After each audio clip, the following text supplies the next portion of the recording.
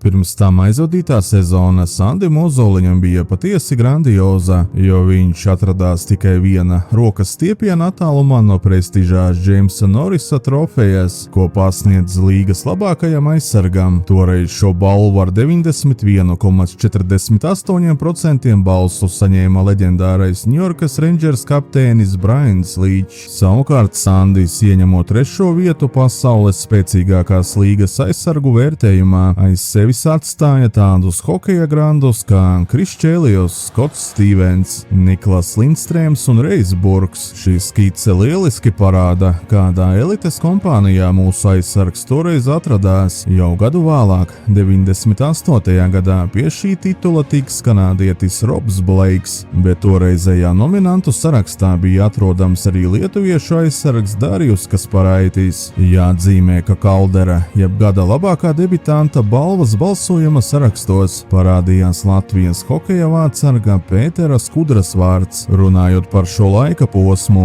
nav iespējams nepieminēt 97. gada 26. martu. Sandis bija tieši šīs trešdienas ballītes mača dalībnieks, vienā no visu laiku skandalozākajām un agresīvākajām spēlēm hokeja vēsturē, ko vēlāk nodēvēs par asiņaino trešdienu. Sadursme starp Colorado Avalanche un Detroitas Red Wings bija kas vairāk par vienkāršu regulārā čempionāta spēli. Detroitas hokejistu atmiņās joprojām dega iepriekšējā gada Stanleya kausa izcīņas pusfināls, kur Klots Lemjē ar nežēlīgu grūdienu mugurā smagi traumēja Krisu Dreiperu. Atriebības garša laukumā pārvērtās īstā kara darbībā, kur abu komandu spēlētāji kopā nopelnīja 144 soda minūtes un izkāvās pat vārdsargi. Šajā dūru un emociju mudžeklī Ozo pamanījās saglabāt vēsu prātu un parādīt savu klasi, spēli noslēdzot ar rezultatīvu piespēli, vienu metienu 6 soda minūtēm un liederības koeficientu +1.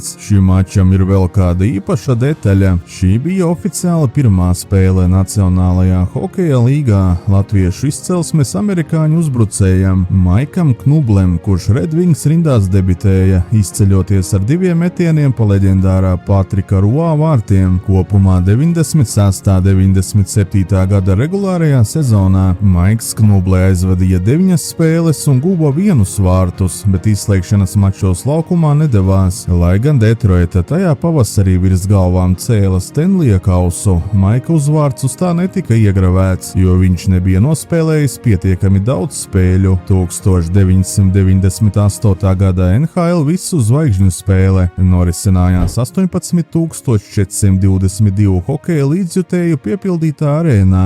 Latvietis ar savu meistarību un fanu atbalstu bija izpelnījies vietu pasaules izlases starta pieciniekā, dodoties laukumā plecu pie pleca ar tādām leģendām kā Vječeslavs Feķīsovs, Tēmuls Selanē, Pēters Forsbergs un Jaromirs Jāgrs, bet vārtu drošība tika uzticēta dominatoram Dominikam Hašekam. Šajā grandiozā parokdemonstrējumu mačā Ziemeļamerikas zvaigznes pārspēja pasaules komandu ar rezultātu 8-7, lai gan Sandis Ozoliņš šajā mačā pie rezultatīvitātes punktiem netika pasaules komandas rindās. Spridzināja Anaheimas Mighty Ducks somu leģenda Tēmuls Selanē, kurš ar 3 vārtu gūmiem nopelnīja mača vērtīgākā spēlētāja jeb MVP balvu. Tāpat pasaules komandai izdevās svinēt uzvaru meistarības konkursa ripas kontroles stafetē, kur savu meistarīgo roku pielika arī mūsu Sandis Ozoliņš. Pati zvaigžņu spēles atmosfērā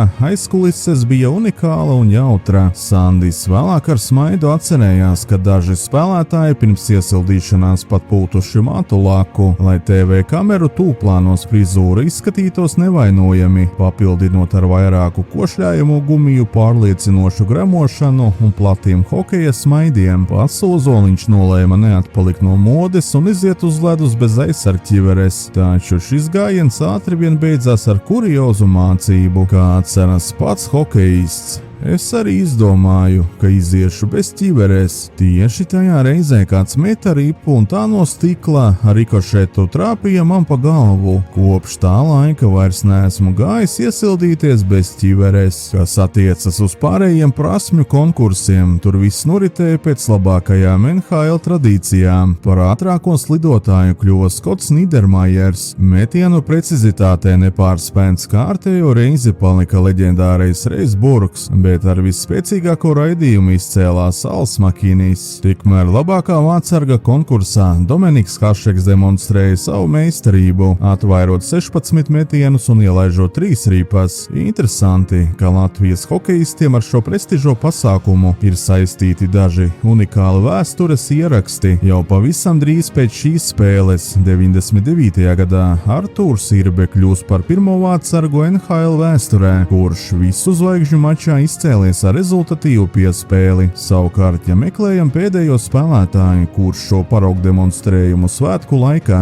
ir pamanījies nopelnīt reālu noraidījumu un pasēdēt uz grēcinieku soliņa, tad tas ir Sandis Ozoliņš 2000. gada spēlē. Atgriežoties pie 97. 98. gada sezonas, Ozo savos 25 gados jau bija neapstrīdama Nacionālās hokeja līgas zvaigzne. Regulāro čempionātu viņš noslēdza kā Colorado Avalanche 5. rezultatīvākais spēlētājs, 66 mačos izceļoties ar 13 vārtu gūmiem un 38 rezultatīvām piespēlēm. Starp savas komandas aizsargiem Sandis bija pārliecinoši labākais. Arī visas līgas mērogā mūsu aizsarga rādītāji bija lieliski. Viņš ieņēma 6. vietu rezultatīvāko aizsargu sarakstā. Šajā elitārajā labāko desmitniekā viņam priekšā bija tikai tādi vīri kā Niklas Lindstrēms un Skots Niedermayers, taču aiz muguras palika Robs Bleigs, Brians Līčs un Als Makinis. Turklāt latvietis bija otrs jaunākais spēlētājs starp visiem šiem grandiem, piekāpjoties tikai tolai 24 gadus jaunajam Skotam Niedermayeram. Tajā pašā gadā Colorado aizsardzībā izcēlās arī Sanda komandas biedrs Uwe Krups, kurš uzrādīja 8. labāko liederības koeficientu visā līgā, sasniedzot +21. Maestro uz ledus vidēji mačā pavadīja 20 minūtes un 15 sekundes. Vienādos sastāvos viņa spēles laiks bija 14 minūtes un 21 sekunde, savukārt veselas 5 minūtes un 45 sekundes vidēji mačā. Sanča bija galvenais spēles diriģents skaitliskajā vairākumā. Šajā regulārajā turnīrā Sandis 4 vārtus guva vienādos sastāvos, bet 9 ripas raidīja pretinieku cietoksnī tieši vairākumā, no kurām 2 izrādījās komandai uzvaru nesošas. Arī ar piespēlēm viņš plosīja pretinieku aizsardzību.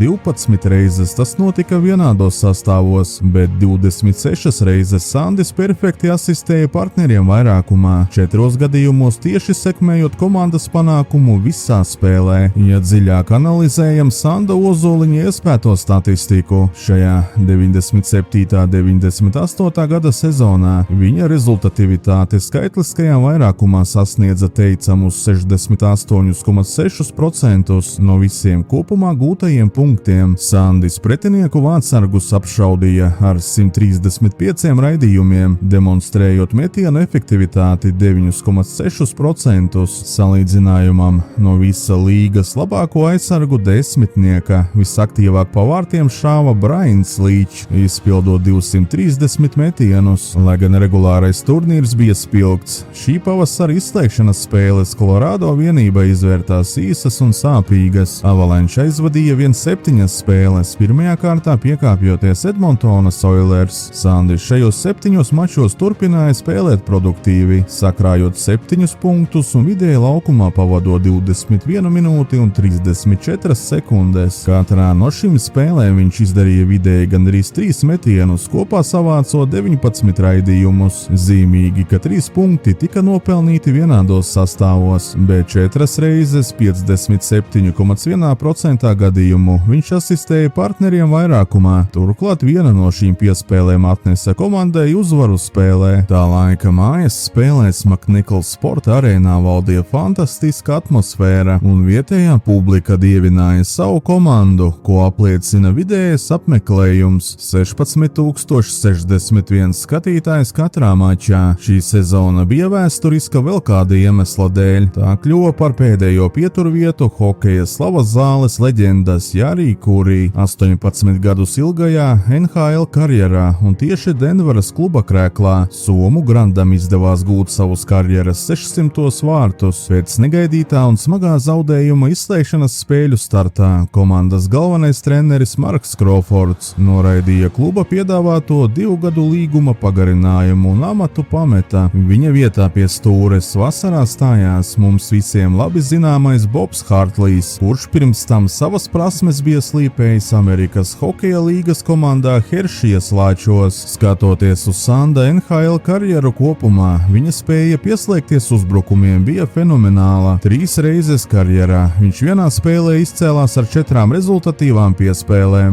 bet 2 mačos guva vārtus un atdeva 3 piespēles. Būdams aizsargs, viņš savas karjeras laikā iespēja pat 2 hat-trick, ar ko nevar lepoties pat liela daļa meistarīgu uzbrucēju. Pirmo reizi 3 ripas vienā mačā viņš sameta Vancouveras Canucks cietoksnī. Savukārt otro reizi šādu šovu nodemonstrēja jau Karolīnas Hurricanes sastāvā. Tas notika spēlē pret Čikāgas Blackhawks, kur 14,773 skatītāju priekšā, kā īsta superzvaigzne, guva 3 vārtus un atdeva 1 rezultatīvu piespēli. Šajā mačā Ozo uz ledus pavadīja 21 minūti un 32 sekundes, parādot tādu sniegumu, par kādu pat leģendārais Helmuts Balderis stāvus aplaudētu. Mūsu aizsarga autoritāti un statusu hokeja pasaulē lieliski apliecina fakts, ka 98. gadā ietekmīgais laikraksts The Hockey News ierindoja Sandi Ozoliņu augstajā 41. vietā starp 50 labākajiem NHL spēlētājiem. Uzreiz pēc smagās klubu sezonas noslēguma sekoja neaizmirstamais Latvijas hokeja pavasaris pasaules čempionātā Šveicē.